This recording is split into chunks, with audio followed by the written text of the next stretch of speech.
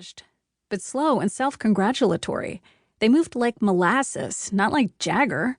They were big, impressive balloons, and we were sharp knives.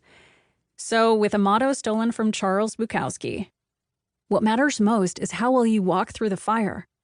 We set out to change the conversation. The ink on our business cards had barely dried before we started throwing haymakers at industry tradition. Other agencies worked out of lavish office suites. We set up shop in a shady part of town in a tiny room inside an industrial warehouse. They had investors. We rolled pennies. They had hundreds of clients. We had none. We knew businesses were desperate for a different approach to branding. We just had to prove it. There was just one problem. No one knew who we were.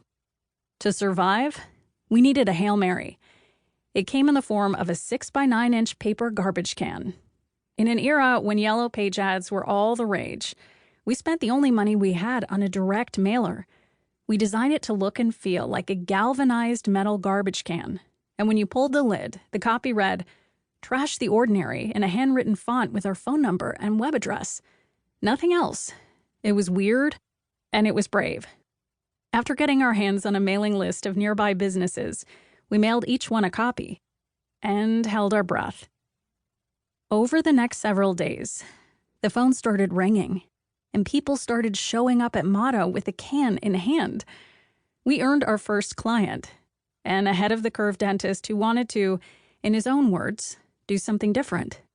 Together, we created an experience-rich, cutting-edge dental brand, a one-of-a-kind in our area. That success marked the first of many disruptions across traditionally unsexy categories, such as law, real estate, audiology, hospitality, and food and beverage. If it could be challenged, we would declare war on the ordinary. After we won various competitions, earned some awards, and received copious amounts of national press, people got curious. Who were these young girls running an unorthodox agency from a warehouse in the ghetto? Business as usual pushed back. Hard. If you've ever lived in a small town, you'll understand. Small towns are notoriously locked down by established players. We had no clue we were a threat. The big agency in town invited us to their office to try to size us up. They wanted our take on a campaign they were developing for a local bank. Everyone there had a leather briefcase. And there we were, at the far end of a table the size of a small country, feeling very out of place, with no briefcases.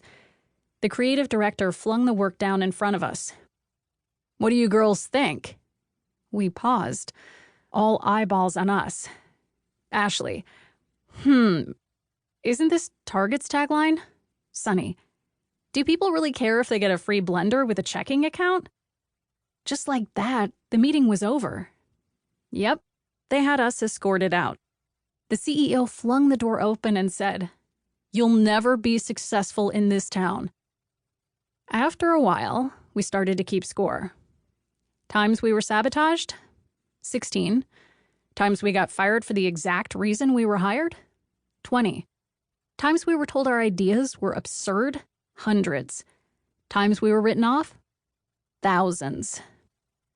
We were learning the hard way that vision, dangerous thinking, and defiance of the status quo come with a price.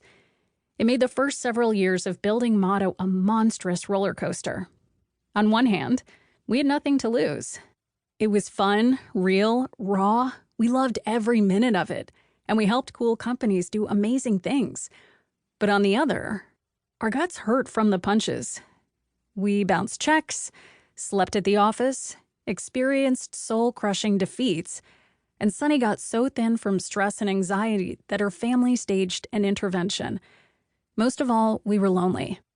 While most of our friends were happily chipping away at college and waking up with shaving cream mustaches on their faces, we were slugging it out in boardrooms, getting schooled every which way, and growing up very, very fast.